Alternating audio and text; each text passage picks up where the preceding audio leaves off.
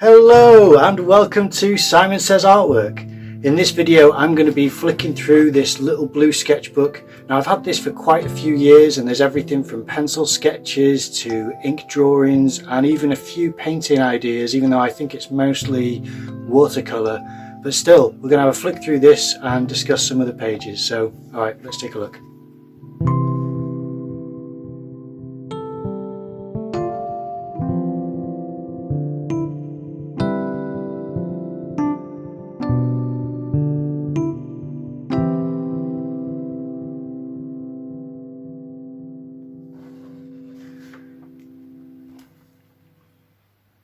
Now straight away on this couple of pages I can see I'd glued onto the cover this image of the guy holding the light staff. It's a strange image. I think it was a combination of things that I found online in a thumbnail for a video, and also it was part of a dental office that I was in that I asked if I could take photographs for reference, and they let me take a few photographs because I showed them my sketchbook. So that's what made that image. And then on the other side it was an idea of a horror image using fine liners, and I quite like it, even though, you know, they're very unfinished and you can see that the idea is there but really needs to be finished off. There was no photo reference for that one, so that's probably why it's really lacking in detail, and it's just some of those subtle things that you see in photographs that you don't remember to include when it comes from your imagination. So it's all about trying to grow that body of reference which you can tap into. Okay, on this next page you've got a quick portrait of a young woman that'll be an Instagram model of some sort, and then this landscape image that was from a National Trust site in North Wales called Bodmin Gardens, which was lovely, and it was a Christmas kind of it was like a big tent or marquee, I suppose you'd call it, and there was a few, you know, tables and chairs, as you can see, and those are supposed to be Christmas decorations. And I was sat with my mum teaching her how to draw perspective, and at the time she'd drawn the top lines going downwards like that as opposed to upwards, diagonally inwards, you know, like you do to indicate the vanishing point shrinking down to the centre. So I was getting her familiarised with some of that. It was a good day.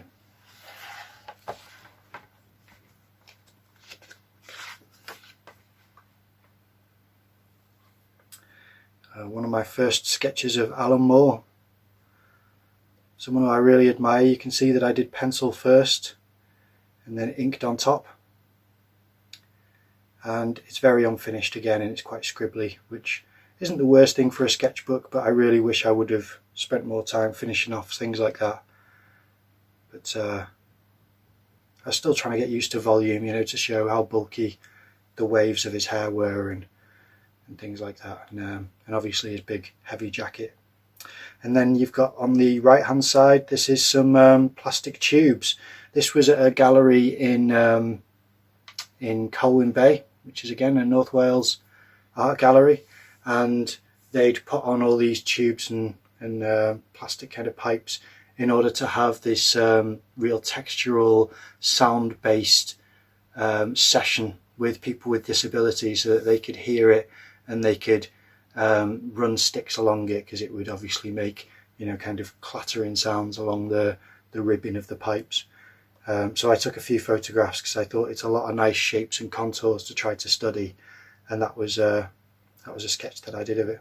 Looks like I did pencil first for this one as well. I wonder if I do go into ink first in this book, I'm not sure. Now this double page image is from a little gift bag from something which my mum got me from I think it was actually from somewhere, either Norway or somewhere like that, because or maybe even Iceland, because it's obviously some Nordic country because of the aesthetic of the buildings. It's very very kind of stylish in that way, and it was from the gift bag as opposed to from a photo reference, but I didn't copy it exactly. I just did my own version because I wanted to try and learn the parameters of how I would hatch and render certain aspects of a landscape.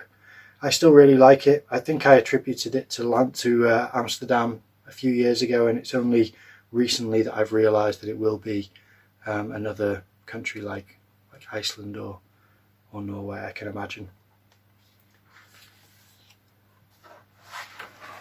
Okay, this landscape image next of Stuart Lee interviewing Alan Moore. So it's my second Alan Moore sketch, and I'm a big fan of both Stuart Lee and Alan Moore. I like the style of the table and the difference in their chairs. I kept it to a line drawing, and you can see the pencil still underneath on Stuart Lee's hair. I wish again it would have had more detail or would have had more rendering to it. I think it's maybe because I used such a thin nib. I think this is a 0.05 nib, which was what I'd always used back then. And it's fine, it's okay, it's part of my development. And to be honest, I haven't drawn like this for quite some time, so I probably need to refresh and rejuvenate those observations that I used to make, and those studies, I suppose.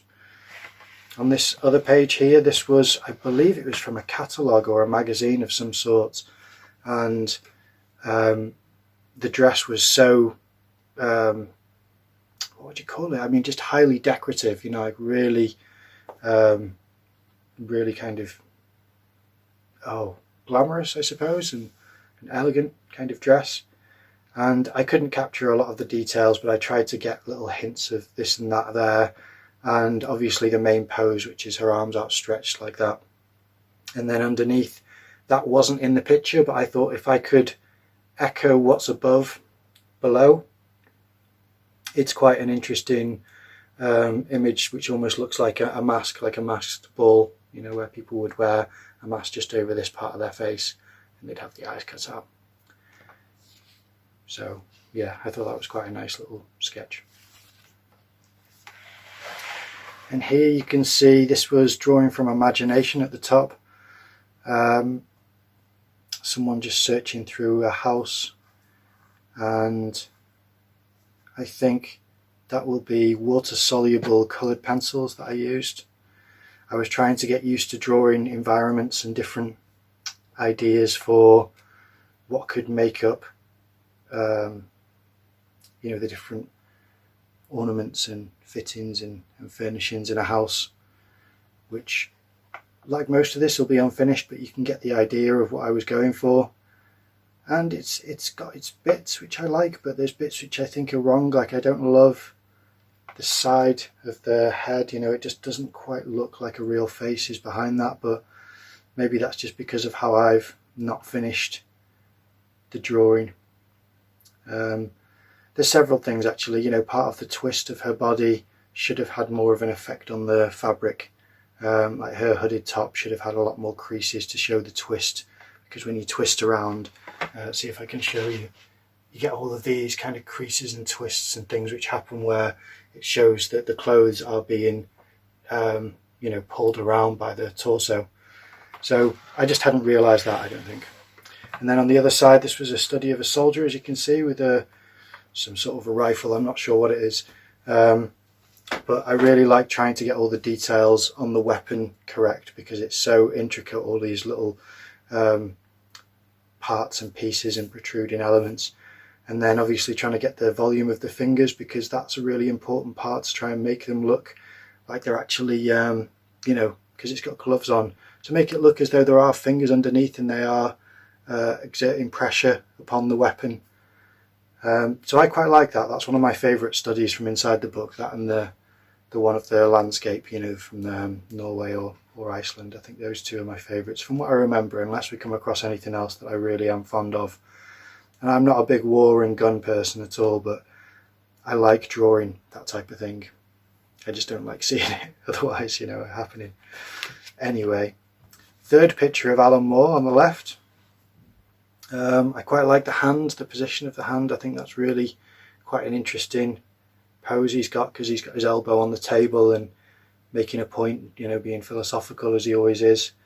And yeah, I quite like that. I quite like some of the marks that I've made to indicate bits of shadow and contours on his face, because even though I haven't hatched to shade them, I quite like just the lines, just to show this, something happens here, there's a point of interest. And on the right hand side you can see these are the two dental assistants who were gracious enough to model for me so that I could draw a study of their uniform, their masks, and also the environment which I used for the inside cover of this sketchbook. It was these two who were nice enough to let me do that. Probably better drawings of masks than I've done during the pandemic. This is way before the pandemic when I drew this. So yeah.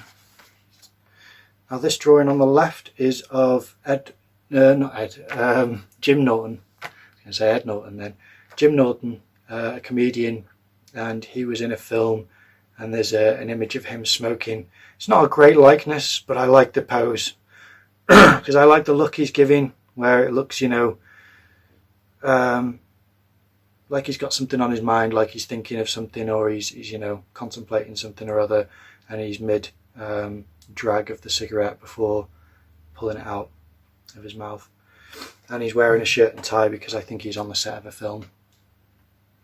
On the right hand side, that's a drawing from imagination, where I was trying to think of different ways of considering, you know, pulling a thread from your, not a thread but a hair from your eyebrows, as if it were a thread that would unravel the body and the top of your head and everything. I don't know why, but I just thought things like that can be quite fun, as far as, you know, if you pull this thread and all this just unravels, and you pull this thread and your head starts to unravel in big you know, loops, as if it's a ribbon or something.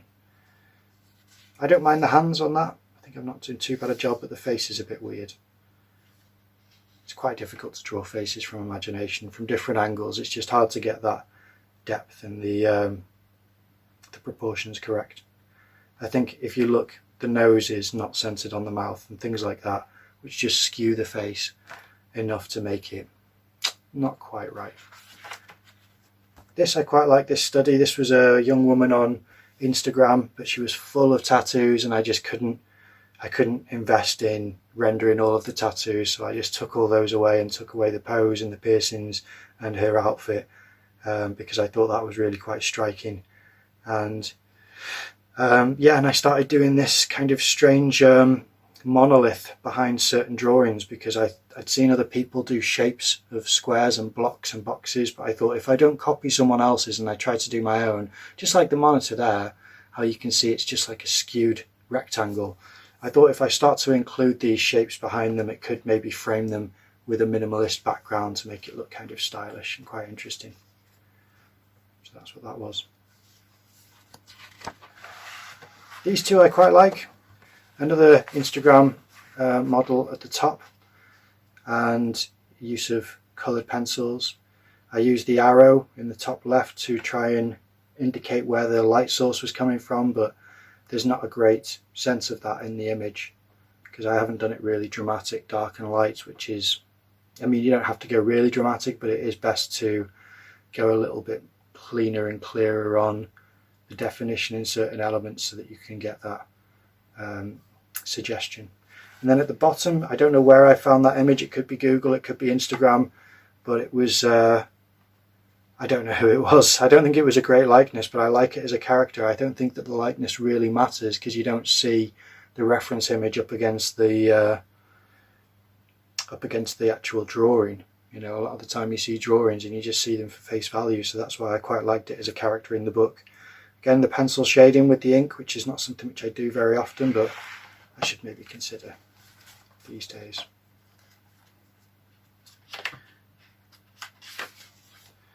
This is another one of those monolith backgrounds with a drawing from imagination, and I think I just wanted to do someone who wasn't looking straight on at the camera, because a lot of the time when you draw a face, you draw it looking straight on at the camera, whereas human beings always have their head tilted or twisted back or forward or turned around or something like that, which is more interesting to draw, and it's a little bit more tricky, but it's worth trying those more often, because it's rare that you have people looking straight ahead. they're usually either looking down or have their head slightly tilted. So I think that's what it was started off with. And then when I start drawing a character, unless I can think of an outfit and a personality, I end up just doing them topless, you know, because it's just, what's the harm in trying to render muscles and seeing how far you can get with the different parts of the body without any reference. And that was a big thing for me, is to try and draw as much as I can without reference. Okay, now this double page here is a weird one, but there's quite a few references.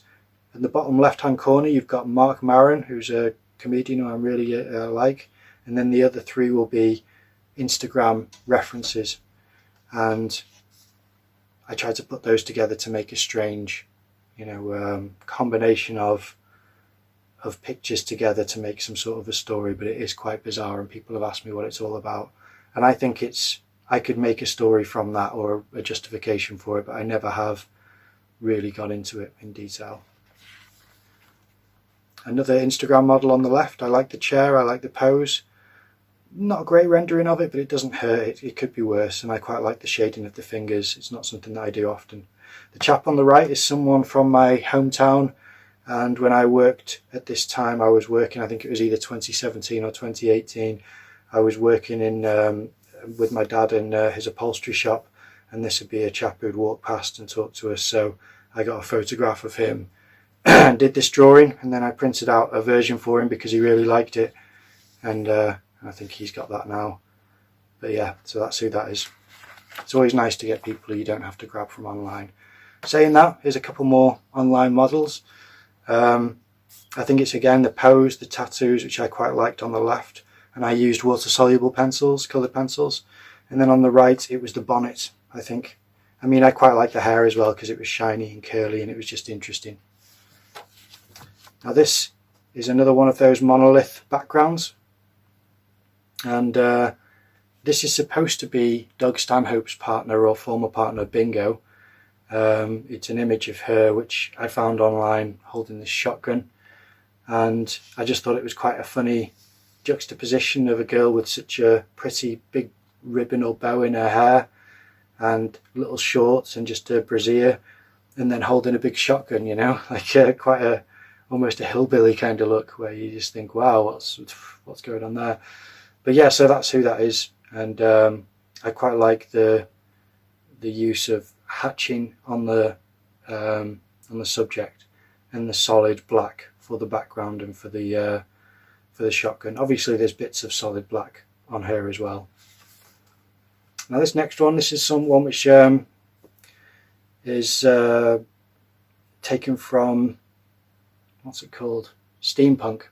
I found some steampunk references and I really like this guy's outfit.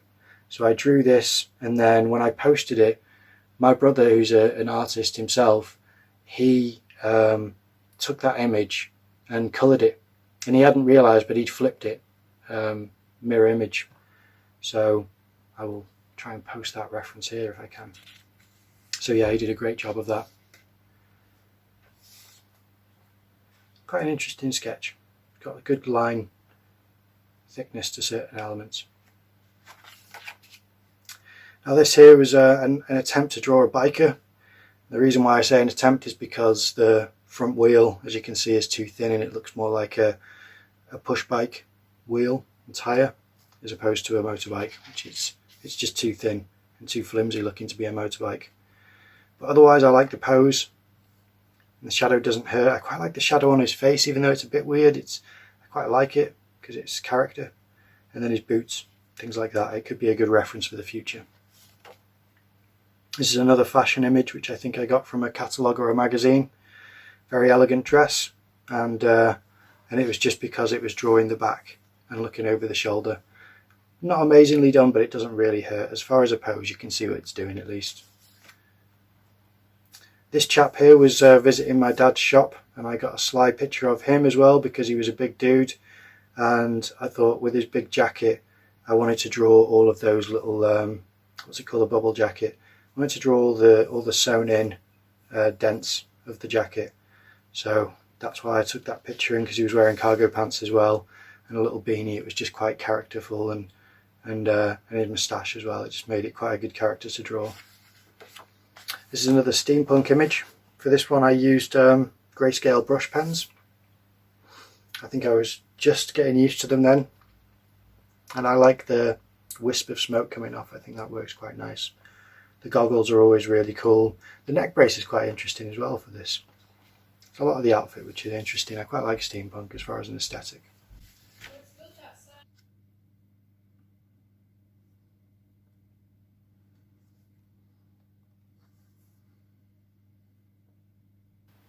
Okay, this image again is another one where I've got 3 images together.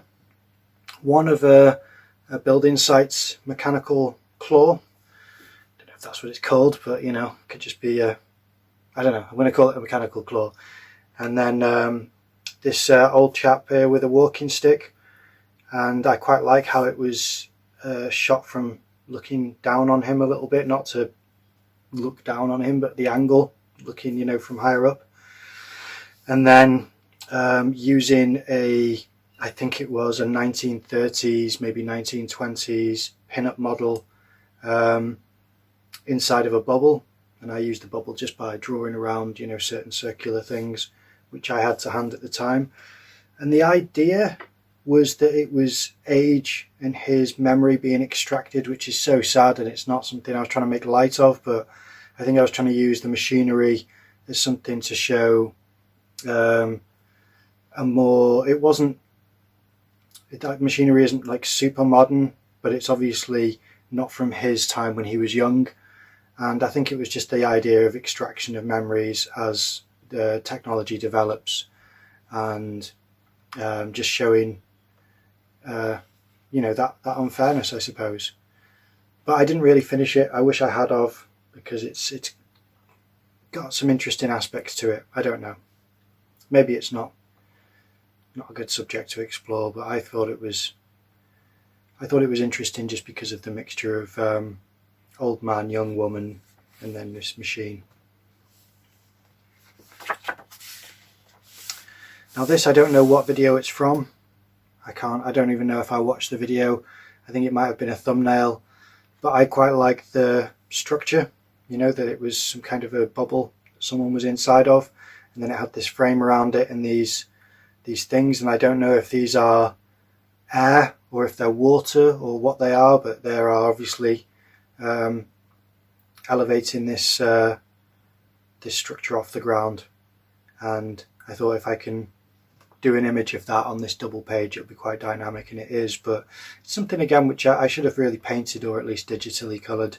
Maybe it's something which I'll do in the near future, is try to go back to these and put some digital colouring in there. It's quite a nice image, but scrappy. But still, you know, there's bits of it that are nice. This is one of those images that I really just didn't work out like I wanted it to. I didn't even fit the ballet dancer's feet on there. I really wanted it to look elegant, and instead it looks really stiff, and her arms look too long, and it just doesn't look real.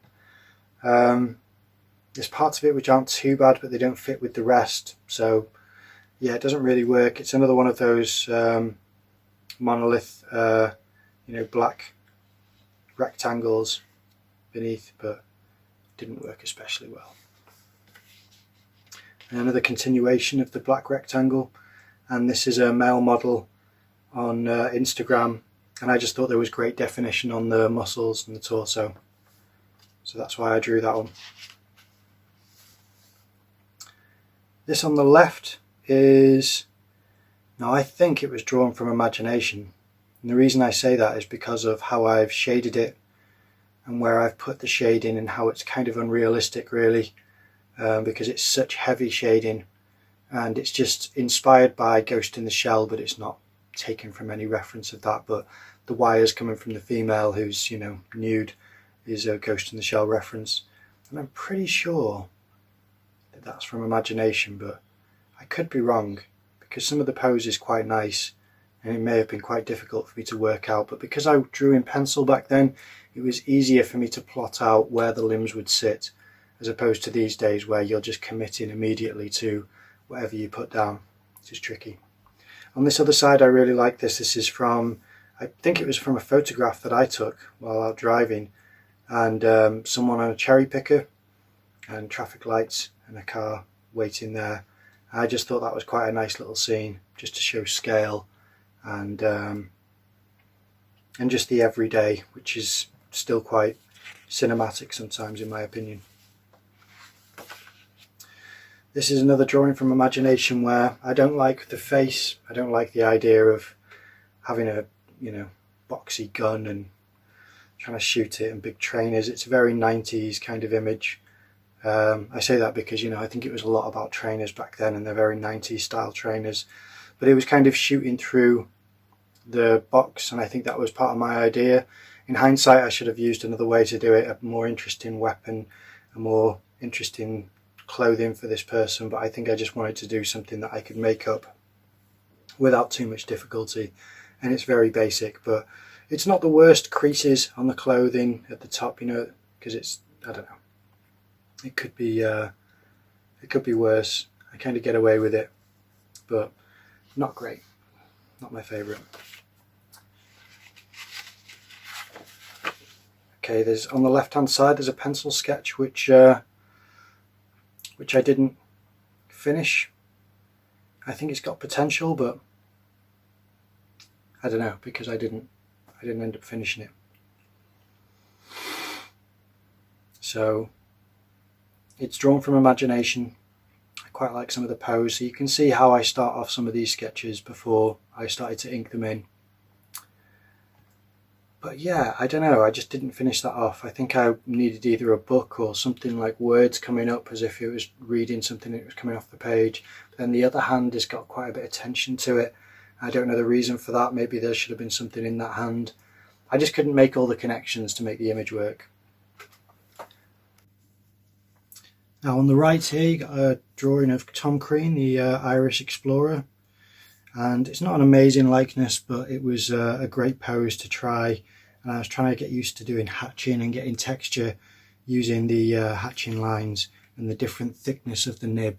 So you can see here there's some 0.05 and then there's much thicker nibs, which, I mean, it could be 0.5, 0.3. It's really hard to tell as soon as you get beyond that really thin scale. It looks like I've used 0.1 on the top and for the outline, because it's much thinner than the thickest lines, and yet it's thicker than the lines which I use for the ribbing of the jumper. On these two pages, these are drawn from imagination, and I was trying to get used to how much black you can put in and what happens when you shade things certain ways. And you can see here it gives this kind of shiny, almost wet suggestion because of the contrast between the white and black, and depending on how you do your shading, it can just make things look as though they've been, you know, soaked. So the characters I thought were quite nice. The poses are okay. The one on the right hand side a lot, you know, more pulled back as far as the shading goes, and a lot more stylized as far as the characterization. But as a couple together, I thought they were quite interesting. Almost tell a little story themselves. This was a Clint Eastwood drawing which I did. I'm not sure what film. I've not watched Clint Eastwood films, but I was again trying to get used to hatching and the thickness of the pens, as you can see from the rendering of his poncho and of the chap next to him. Quite scribbly, but it's still got a reasonably nice finish to it in my opinion. I quite like how some of it looks.